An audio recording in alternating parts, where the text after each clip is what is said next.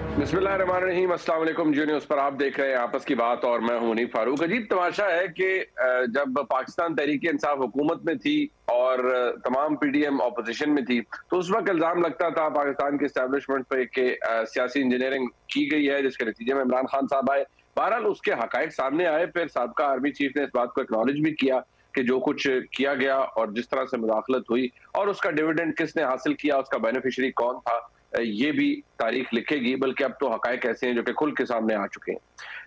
लेकिन दिलचस्प बात यह है कि आज पाकिस्तान तहरीक इंसाफ को ये शिकायत है और आज पाकिस्तान तहरीक इंसाफ आज की एस्टेब्लिशमेंट पर यह इल्जाम लगा रही है कि मुल्क के अंदर सियासी इंजीनियरिंग हो रही है और कुछ तब्दील नहीं हुआ। इसके अंदर एक तजाद भी आपको देखने को मिला होगा कि इमरान खान साहब ने कहा कि कोई फर्क नहीं है, फवाद चौधरी साहब ने फरमाया कि फर्क है, बाद में उन्होंने कहा कि वही पॉलिसी है, इमरान खान साहब ने भी कहा कि वही सब कुछ चल रहा है। तो लिहाजा एक एक तजाद आपको वहां पे भी नजर आया।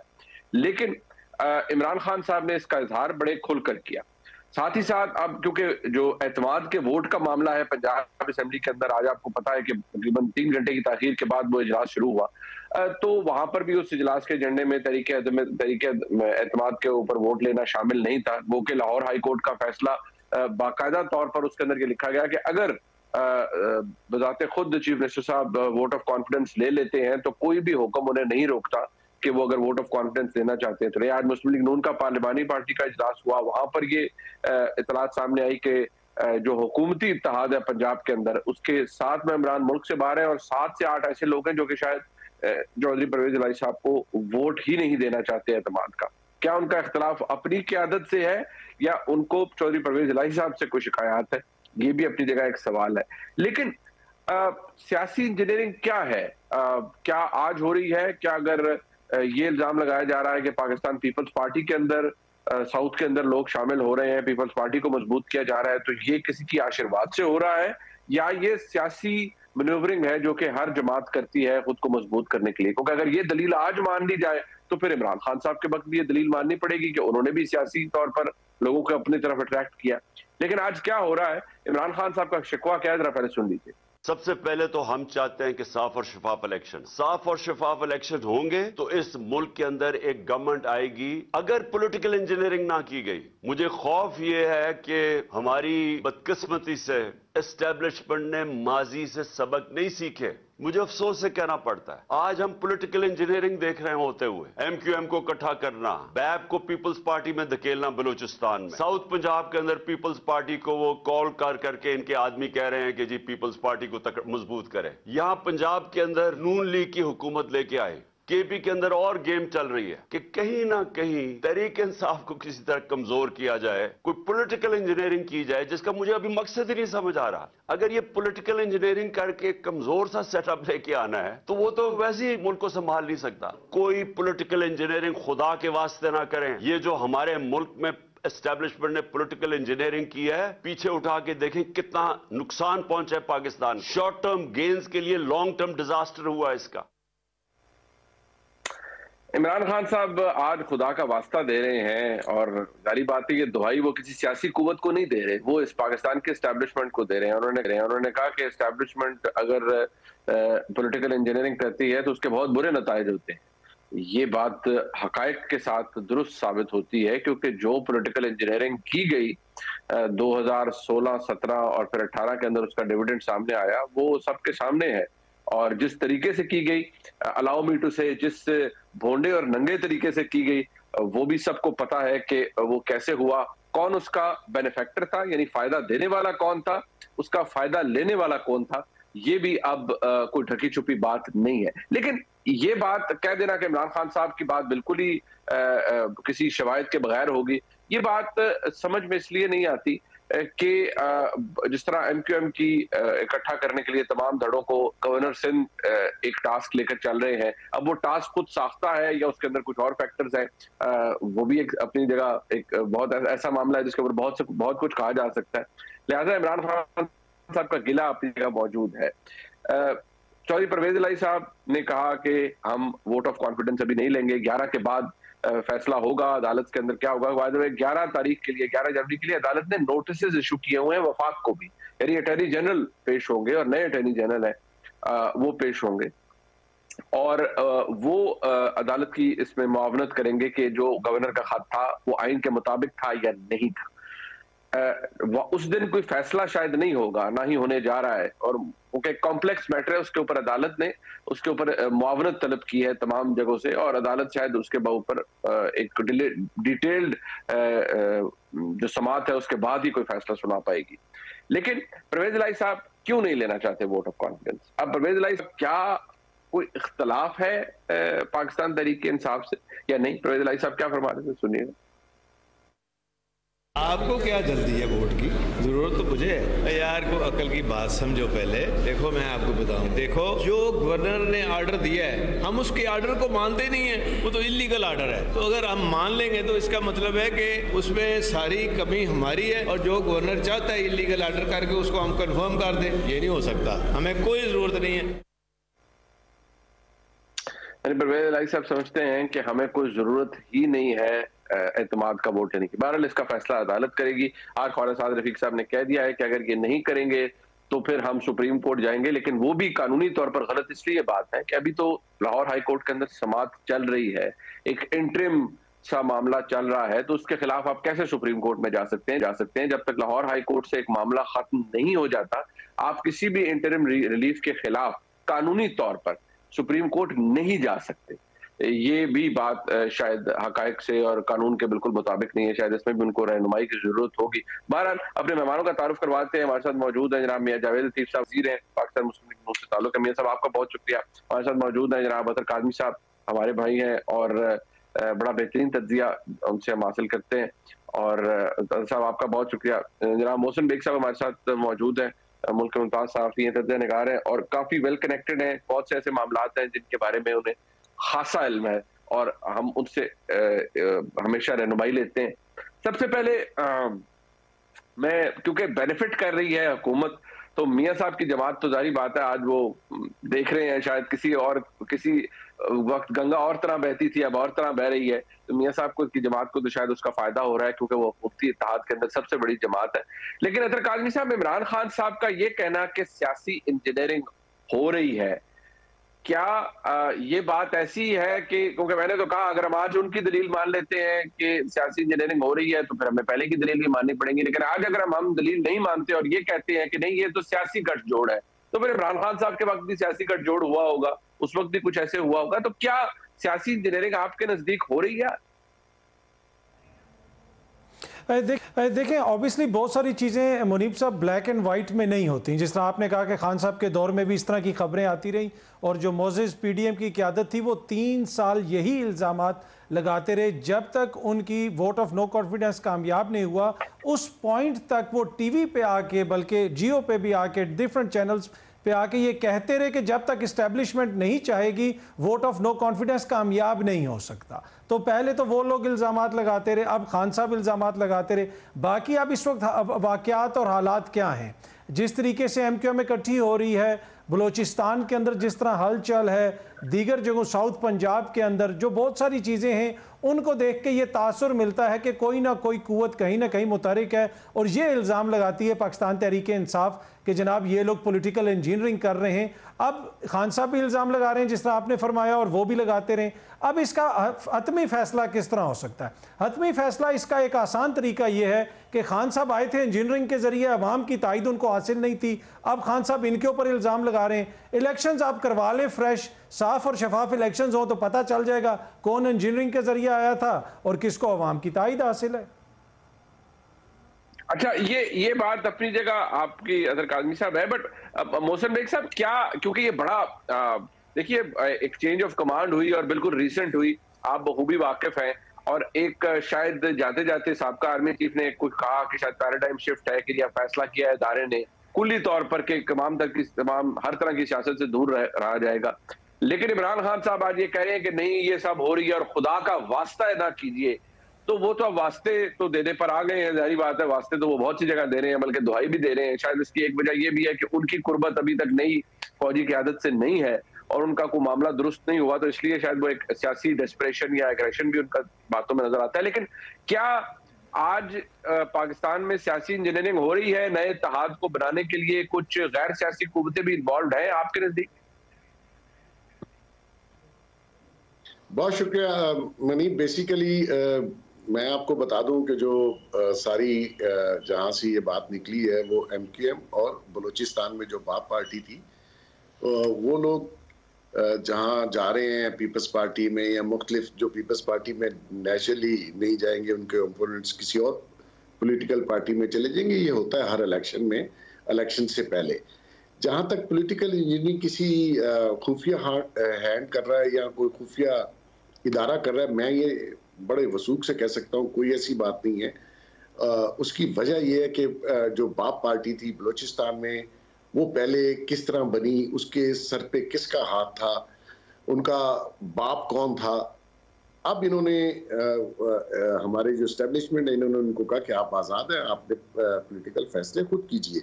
इसीलिए वहाँ पे एक दौड़ लगी कि किस तरफ हमें जाना चाहिए। कुछ लोग, आपको पता है हमेशा से पॉलिटिकल पार्टीज में कुछ लोग किसी पार्टी में एक्सेप्टेबल होते हैं और कुछ नहीं होते। इसीलिए जो है पीपल्स पार्टी में गए। MQM ये समझती है कि अगर हमने कराची में दोबारा से बल्दियाती इलेक्शन भी और जनरल इलेक्शन भी लड़ना है तो वो हमें इत्तेहाद की जरूरत है। और जितने भी इलेक्शन आप पिछले उठा के देख लीजिए, जहां तक खुफिया हैंड की इंजीनियरिंग है वो तो खान साहब के लिए जितनी हुई है मेरे ख्याल में हिस्ट्री में नहीं हुई। अब इलेक्शन से पहले हमेशा सारी पॉलिटिकल पार्टीज अपने वीक पॉइंट, अपने जहां उनकी स्ट्रेंथ नहीं है वहां लोगों को शामिल करते हैं, वहां जोड़ तोड़ बनता है, वहां नए अलायंसेस बनते हैं, वहां सीट एडजस्टमेंट की सूरत हाल भी सामने आती है। और ये कोई जब्बे की बात नहीं है। आप देख लीजिए खान साहब ने भी तो MQM से इत्तेहाद किया 3 साल। खान साहब और उनकी पार्टी ने KPK में जमात इस्लामी से कर लिया, जमात इस्लामी ने ANP से इत्तेहाद किया। तो ये हर चीज को उनके ऊपर थोप देना कि जी वो ही कर रहे हैं, क्योंकि खुद अपनी अगर अहलियत नहीं है पॉलिटिकल जमातों की और वो कन्विंस नहीं कर सकते नए कैंडिडेट्स को या उन कॉन्स्टिट्यूंसीज को जहां पे वो वीक है, तो इसमें आप सारा ब्लेम उनको कैसे दे सकते हैं। हाँ, खान साहब जो अल्लाह के वास्ते दे रहे हैं, और मुझे पता है दरे पर्दा उन्होंने बहुत कोशिश की है कि किसी तरीके से नई जो एस्टेब्लिशमेंट चेंज आया उनके साथ कोई राब्ता हो जाए।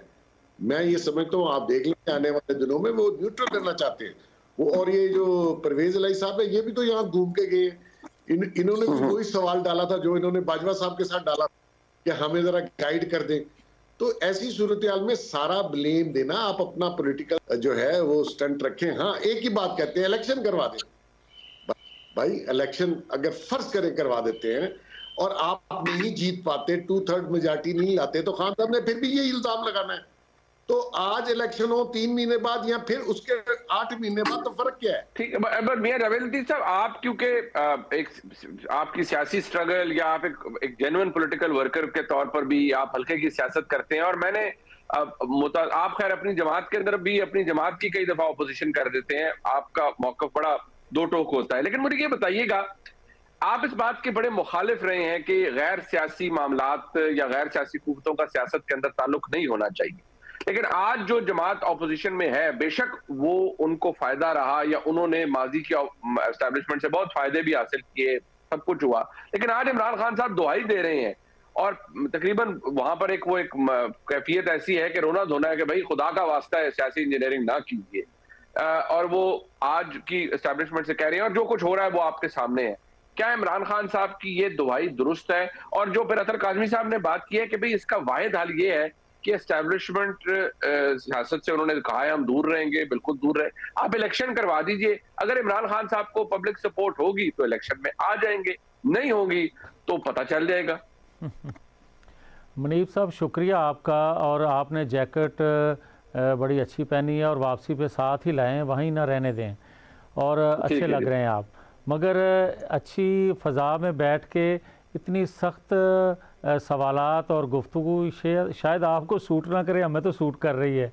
मगर मैं आपको गुजारिश करूँगा, देखें मुनीब साहब, मैं या मेरे जैसे लाखों नहीं करोड़ों सियासी कारकुन माजी में जो सियासी मुदाखलत रही है उसके ख़िलाफ़ थे, अगर आज है तो उससे ज़्यादा बदतरीन मुखालफ हैं, अगर है तो। अब आ जाएं, मेरे लिए हो या आपके लिए हो, दोनों गलत हैं। मगर मुझे ये बताएं कि इमरान खान के और दीगर किरदारों के जो 2017 के थे इतराफ़ जुर्म के बाद भी, क्या अगर वो मुतालबा एस्टेब्लिशमेंट से कर रहे हैं तो क्या ये गैर आइनी मुतालबा नहीं है? क्या आप उनको दावत नहीं दे रहे कि आप गैर आइनी रोल अदा करें? आपने साइफर पे सुप्रीम कोर्ट ख़त लिखा और कमीशन का मुतालबा किया, आप ये आइनी दरवाज़ा क्यों नहीं खटखटाते? और दूसरा, जो मेरे भाई बात कर रहे हैं अतर काज़मी साहब कि जनाब इलेक्शन करवा दें और फ़ैसला हो जाएगा। भाई 4 साल 2018 के इंतखाबात के बाद हम मुतालबा करते रहे कि ये रिग इलेक्शन है, ये मुंतखब हुकूमत नहीं है, तो उस वक्त अतर काज़मी जैसे मेरे भाई बाकी लोग कहते थे भाई मुद्दत पूरी करने दें, काम चलने दें। तो आज क्यों ये ख्याल आ गया कि भाई मुद्दत पूरी हुए बगैर इलेक्शन हो जाने? तीसरा, मैं ये कहूँगा कि भाई साफ शफाफ इंतखाबात का जो मुतालबा कर रहे हैं इमरान खान साहब, ये जायज़ मुतालबा है। मैं कहता हूँ इमरान खान साहब की कोई तो बात मान लेनी चाहिए। जो भी वो बातें इससे पहले करते रहे, ठीक है, झूठ बोलते रहे, बेशुमार इस तरह की उन्होंने बोंगियाँ मारी, मगर इस बोंगी पे मैं उनको दाद दूंगा कि वो कहते हैं कि साफ शफाफ इंतखाबात होने चाहिए और ये कमीशन बन के फैसला होना चाहिए कि एस्टेब्लिशमेंट सियासी रोल अदा करती आई है और आज भी कर रही है।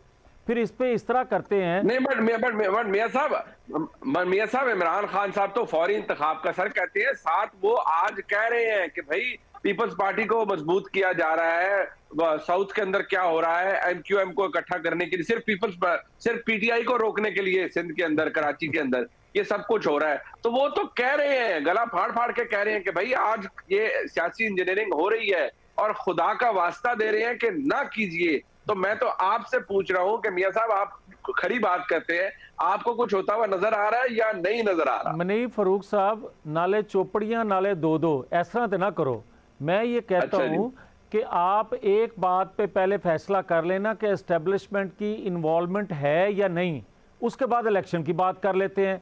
पहली बात तो ये है कि आपके ब्रिगेडियर एजाज शाह वज़ीर दाखिला थे पिछले 4 साल की हुकूमत में। वो कहते थे नवाज शरीफ 3-4 लोगों की बात मान लेते तो नवाज शरीफ चौथी दफ़ा प्राइम मिनिस्टर होते। उनके परवेज़ लाई कहते हैं कि जनरल पाशा मेरी जमात को तोड़कर पीटीआई बनाते रहे और मैंने शिकायत की। आज इमरान खान नहीं, दीगर किरदार 2017 के जो हैं, वो जस्टिस साकिब निसार हों, वो बाजवा साहब हों, वो फैज़ साहब हों, वो इमरान खान साहब हों, सारे तो भाई इतराफ़ कर रहे हैं मुख्तलिफ तरीक़ों से कि ये इन्वॉल्वमेंट रही, एक पेज पे हम थे और एजेंसियाँ हमें फैसिलिटेट करती थी और बिल पास करवाती थी। मैं आपसे ये कहता हूँ कि आज फिर वही मुतालबा है कि आप उनको हटना नहीं देना चाहते, उनको ए पॉलिटिकल होना देखना नहीं चाहते, बल्कि ये चाहते हैं कि हर दो शक्ल में मेरी मदद की जाए। इसका हल क्या है? इसका हल ये है कि आप एक पार्लियामानी कमीशन बनाएं जिसमें पीटीआई भी हो और 2017 से वो शुरू कर दे, बहुत पीछे ना जाए, 2017 से शुरू कर दे और जितने किरदार थे इसको ए पॉलिटिकल जो थे ना रखने में हामी थे या ए पॉलिटिकल देखना चाहते थे, उन किरदारों को करके कटहरे में लेकर आए। मियां साहब बसाद एहतराम सर, हमारे मुल्क में जो कमीशन बनते हैं वो तो मामला जिसे कहते हैं, आप माशाल्लाह समझते हैं, खूह खाते डालने वाली बात है। वो ना उसके कभी रिपोर्ट आएगी ना हकायक आएंगे। वो जो आज हो रहा है उसका मुदावा तो कहीं होगा, इमरान खान साहब के दुखों का मुदावा नहीं होगा। जो उन्होंने किया वो तो अपनी जगह मौजूद है। वो तो मैं बार बार कह रहा हूँ, वो आज कह रहे हैं कि हो रही है, आप कहते हैं आज कुछ नहीं हो रहा, मोहसिन बेग साहब फरमाते हैं आज कुछ नहीं हो रहा। अच्छा चलें ठीक है, एक मैं जरा चाहूंगा गुफ्तगू को हम जरा पंजाब के मामलात की तरफ लेके जाएं। हमारे मौजूद मेहमान हमारे साथ मौजूद है जी। एक ब्रेक शामिल करते हैं, वापस आते हैं हमारे साथ।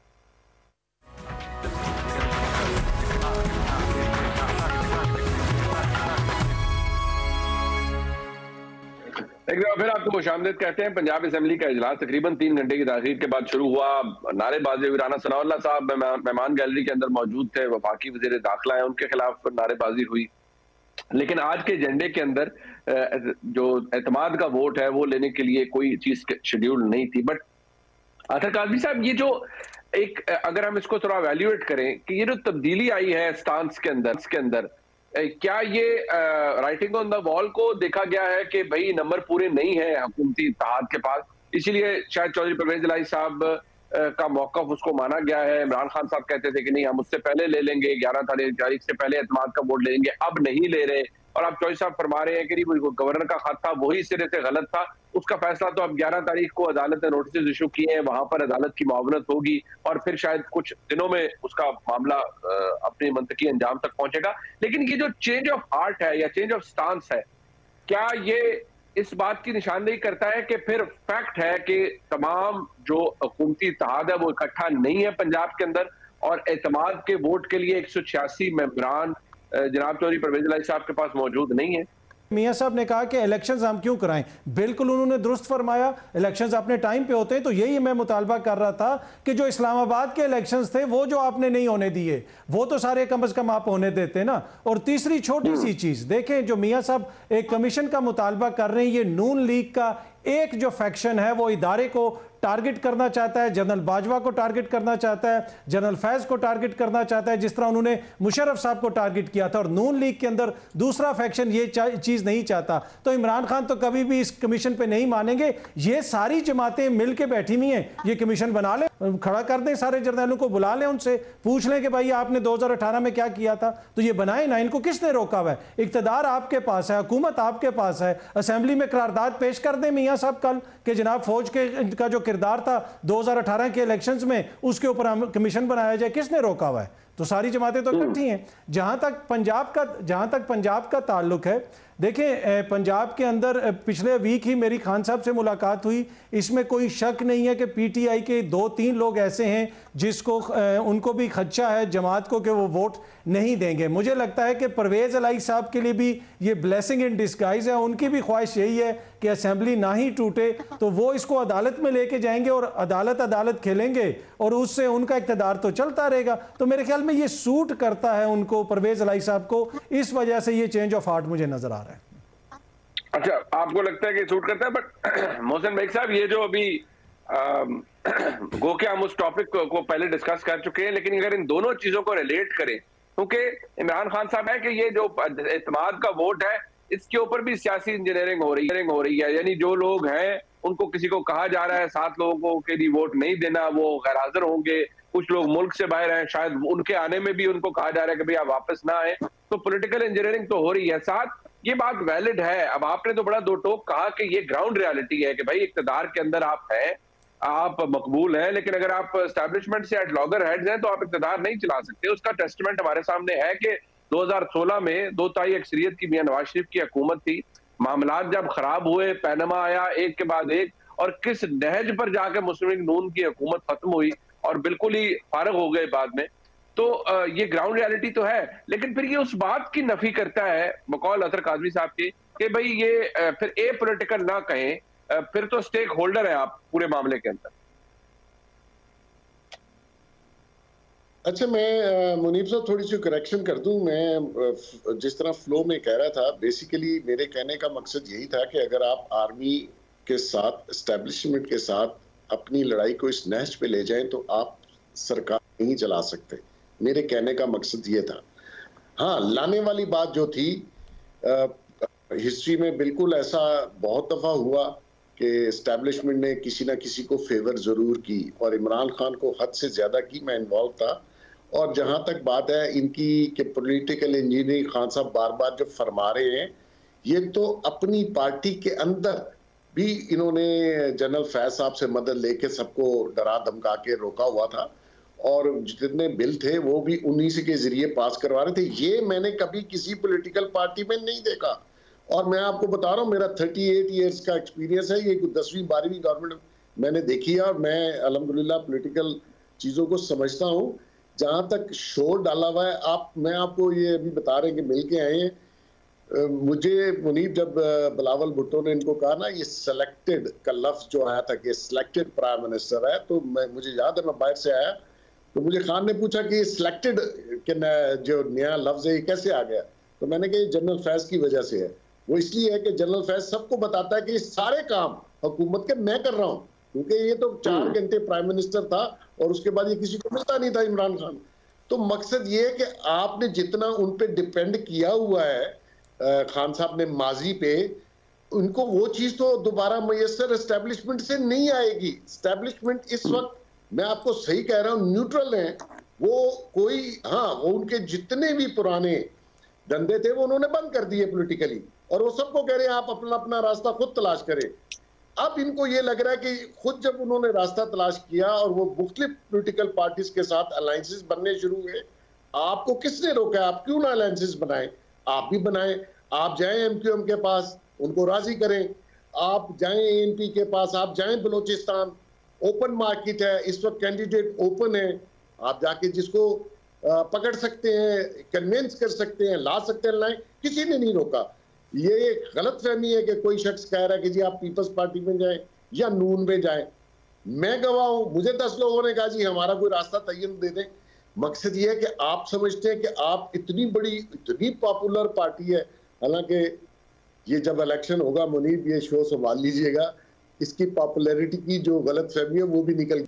तो मैं तो ये कहता हूँ इलेक्शन आज कराओ या 8 महीने बाद कराओ। इस शख्स ने इलेक्शन मानने ही नहीं है, इसने फिर सड़कों पे होना है, इसने फिर फसाद डालना है, इसने पॉलिटिकल स्टेबिलिटी फिर भी नहीं आने देनी, क्योंकि ये समझता है कि मैं नहीं हूं सरकार में तो ये किसी सरकार को, किसी पार्लियामेंट को, किसी चीज को नहीं मानेगा। अच्छा, ये पंजाब का तो रफड़ पड़ा हुआ है, तो केपीके असेंबली क्यों नहीं तोड़ता? वो किस लिए इंतजार कर रहा है? वहां तो कोई इश्यू नहीं है, तोड़ देता असेंबली, वहां इलेक्शन करवा लो दोबारा से। ये सब ढकोसला है, पता नहीं किनको टीवी पे बैठ कर कौन से लोग हैं जो इसकी बात पे यकीन कर लेते हैं।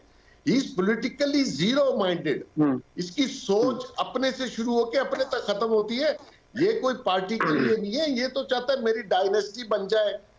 लोगों ने घर बना दिए, लोगों ने फर्निश कर दिए, लोगों ने गाड़ियां दे दी, लोग इसके बिजली के बिल देते हैं, लोग इसको प्लेन देते हैं, मुफ्त भरी में जिंदगी गुजार ली। इसका क्या है? ये पॉलिटिकल स्टेबिलिटी पाकिस्तान में ना, इसके माशी हालात दगरगू हो जाए, इसको क्या फर्क पड़ता है? तो ये सारा ब्लेम उन पे डाल देना। हाँ, फिर बताओ कि क्या हुआ? आपकी दफा तो सब प्रूफ हो गया, लोगों ने करार कर लिया। ये अब अगर इंजीनियरिंग हो रही है तो आप बताएं पब्लिक को कहां हो रही है, बंदा पेश कर दे अगर आप इतने गट्स वाले हैं तो।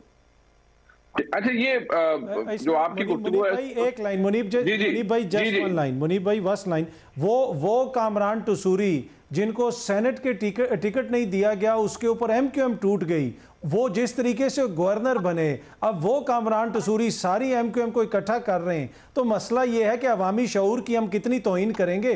कुछ ना कुछ तो हो रहा है ना कहीं पे। इतने बच्चे तो नहीं है ना, पूरी अवाम रोटी को चोची तो नहीं कहती। मुझे पता है कि आटा भी नहीं मिल रहा इस वक्त अवाम को, कुछ ना कुछ तो हो रहा है ना कहीं से हिलजुल हो रही है, तो वो तो सामने नजर आ रहा है। ब्लैक एंड व्हाइट में तो अब कोई नहीं आके कहेगा कि जनाब मैं उनका नुमाइंदा नहीं। मोहसिन भाई बताइए, मोहसिन भाई रिस्पॉन्ड कर दीजिए। एमक्यूएम का गवर्नर लगना था, उन्होंने नाम चेंज किया। एमक्यूएम के गवर्नर की वो सीट थी, डिसाइडेड था, वो एग्रीमेंट आप कहेंगे मैं आपको भिजवा दूंगा, जो वोट ऑफ नो कॉन्फिडेंस से पहले सेटलमेंट हुई थी कि क्या चीज, कितनी सीटें, कौन कितना शेयर लेगा। ये इत्तेहाद है 11 पार्टीज का, तो उसी की सीट थी, उन्होंने टसूरी को लगा दी। ये खान साहब ने सारे दूध के दूल्हे लगाए थे। वो जो कराची वाला था, उसका अद्वियात का जो स्कैंडल है, दुबई में पैसे हैं, वो आ रहा केस। ये सारी चीजें, यहाँ कोई दूध का दुलावा नहीं है। आप उनकी ऑडियो वीडियो कैसेट, करप्शन के स्कैंडल्स आपके सामने, मुझे रिपीट करने की जरूरत नहीं है। वो जो फराग गोपी होती, वो क्या ऊपर से आए थे? तो मैं उनका नुमाइंदा नहीं हूं। पॉइंट मत करें कि जी फलां होगा। मैं इसमें मोहसिन साहब, मैं छोटी सी चीज अर्ज कर रहा हूं, मैं छोटी सी मोहसिन साहब, मैं सिर्फ ये अर्ज कर रहा था कि बिल्कुल मैं आपसे एग्री करता हूं, पर मैं ये कह रहा हूं कि ये वो कामरान टसूरी हैं जो एमक्यूएम को काबिल कबूल नहीं थे। उनको कौन लेके आया? ये एमक्यूएम के कैंडिडेट नहीं थे, एमक्यूएम तो इनको चाहती नहीं थी शुरू से, एमक्यूएम ने सेनेट में नहीं लेके। ये मेरे कहने का मकसद था। एक पार्ट का हिस्सा थे। अगर आपकी इत्तला हो, वो नसरीन जलील को उन्होंने सिर्फ नाम चेंज किया है, मैं इन चीजों से वाकिफ हूँ। वो जब धड़ेबंदी हुई तो वो एक धड़े में थे। तो टसूरी साहब वो उनका रिकॉर्ड भी मियां साहब के पास लेकर आता हूं। कोई शानदार ठीक है, बिल्कुल ठीक है, लेकिन मोहसिन बेग साहब का मौकफ यह है कि सिर्फ नाम तब्दील हुआ, कुछ भी नहीं हो रहा है ऐसा जिससे कुछ बहुत कुछ चौंक जाए। लेकिन अदर काजमी साहब का यह मौकफ है कि कामरान पटौड़ी साहब को, जिनको एमक्यूएम कबूल नहीं कर रही थी, उनको सुपर इम्पोज करके सिंध का गवर्नर बनाया गया। और मियाँ साहब की जमात, मियाँ साहब तो इसके मुखालिफ हैं और रिकॉर्ड के ऊपर है, लेकिन मियाँ साहब अब पिछले शो में हमारे फरमा चुके हैं कि 20-25 लोग ऐसे हैं जो कि एतमाद का वोट परवेज इलाही साहब को नहीं देना चाहते। इमरान खान साहब कहते हैं यहाँ पे भी सियासी इंजीनियरिंग हो रही है। माजरा क्या है? क्योंकि आज के मामलात के अंदर तो ऐसा होता हुआ कुछ लोगों को नजर आ रहा है, कुछ लोग कहते हैं नहीं है, लेकिन मियाँ साहब जरा रहनुमाई देंगे। हमारे मेहमान हमारे साथ हैं, एक ब्रेक के बाद।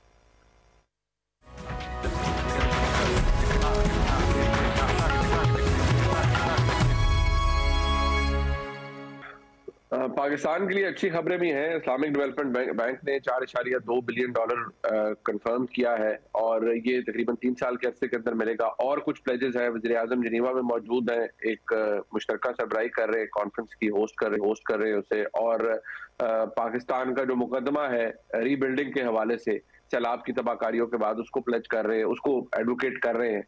पाकिस्तान की मईशत इस वक्त एक बहुत बड़ा ब्रंट ले रही है, फेस कर रही है।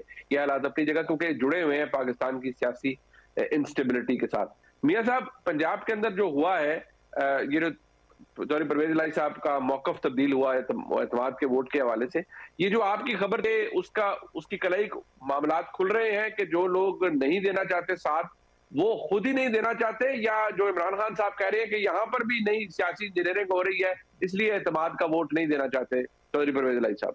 मनीफ फ़ारूक साहब, आपकी जैकेट फिर मुझे नज़र आ रही है, बड़ी अच्छी है। अब आ जाए, मैं बड़ी माजरत से मैं इख्तलाफ करने लगा हूँ मोहसिन बेग साहब से। देखें, अतर काज़मी साहब का इतना सच तो मान लें जितना मैं इमरान खान का थोड़ा सच मान रहा हूँ। बात सही कह रहे हैं अतर काज़मी साहब के जो वो क्या नाम है गवर्नर साहब जो आजकल हैं, उनके बारे में कामरान टिसोरी साहब। तो इसी तरह है जिस तरह पंजाब का सबसे बड़ा डाकू परवेज़ इलाही इमरान खान ने कहा और आज लगा दिया। फिर मेरी बड़ी माजरत से मोहसिन बेग साहब से कि वो शेख रशीद साहब को कहते थे मैं चपड़ासी ना रखूं, फिर वो वज़ीर दाखिला उनके हुए। तो ये अतर काज़मी साहब कुछ तो सच बोलते हैं, इतना तो उनको इजाज़त दें। तो दूसरी बात, जो इमरान खान साहब थोड़ा सा सच बोल रहे हैं, मैं तो गुजारिश करूंगा पूरा ही सच बोल दें। उन्होंने फरमाया कि आज जनरल कमर जावेद बाजवा की बाकियात मौजूद हैं, तो फिर भाई थोड़ा सा और आगे बढ़ें। वो ये भी कह दें कि जनरल फैज़ की और जस्टिस साकिब निसार की भी बाकियात, अगर वो कह रहे हैं तो फिर उनकी भी बाकियात मौजूद होंगी। तो फिर जो हमारे साथ हुआ 2017 में, उन किरदारों को भाई आप क्यों नहीं बेनकाब करना चाहते? क्यों नहीं चाहते कि हमारी सज़ा अतर काज़मी साहब उसी तरह रहे? भले वो इमरान खान आज सच बोलना शुरू किया उन्हें, मगर मेरी सज़ा उसी तरह रहनी चाहिए क्योंकि वो मुझे मिली है। इसको जो सज़ा इनके करतूतों की है वो नहीं मिलनी चाहिए, क्योंकि ये बड़े लाडले हैं आज भी। भाई बात यह है कि जो आप पंजाब की बात कर रहे हैं, तो जो मैंने 25-30 नंबर्स की बात की थी मनीफ फ़ारूक साहब, ये नंबर बढ़ रहे हैं। और क्यों बढ़ रहे हैं? और क्यों बढ़ रहे हैं? बात सिर्फ इतनी सी है कि पंजाब के अंदर आप शायद आपने बात की या मोहसिन बेग साहब ने, कि जो इलेक्टेबल होते हैं वो हमारे और आपसे ज़्यादा सियाने भी होते हैं, हवाओं का रुख भी उनको ज़्यादा बेहतर तरीके से पता चल जाता है, और फजा क्या बनने वाली है ये भी, माहौल क्या है। तो भाई फसली बटेरे भी वैसे कहते हैं, उनको जो भी आप कह लें मैं नहीं कह सकूंगा, इसलिए कि कई तो साढ़े विच आए बैठे ने, मगर मैं ये कहूँगा जफियां बाड़ियां बना लो बहुत जल्द। हाँ, तो ये जो मौसमी चीज़ें हैं, क्या ये आंखें बंद करके किसी के इश्क में मुब्तला है? नहीं, ये जाएंगे, उनको पता चल चुका है जो पॉपुलैरिटी है, जिस गबारे में हवा भरी गई थी, अब वो हवा अभी तक 7-8 माह में नहीं निकाली गई, बल्कि बाकियात उसमें हवा इजाफा करती गई। और मैं आज आपको ये जुम्मेवारी से कह रहा हूं कि 20 ज़िमनी इंतखाबात में 15 इंतखाबात चुराए गए थे। वो साफ शफाफ इलेक्शन नहीं थे। और मैं ये आपको बात कह रहा हूं कि साफ शफाफ इंतखाबात पाकिस्तानी कौम की डिमांड है, ये इमरान की डिमांड नहीं है। ये एक पॉपुलर स्टांस है जो वो ले रहा है, मगर साफ शफाफ इंतखाबात नहीं चाहता। वो अपने जो केसेस हैं उनसे बरियत चाहता है या पर्दा पड़ा रहे, ये चाहता है वो। चले ठीक है, मैं मियां साहब का, जनाब मोहसिन बेग साहब का और असर काजी साहब का शुक्रिया अदा करता हूँ। प्रोग्राम आपने देखा जी, देखने का बहुत शुक्रिया। खुदा हाफिज।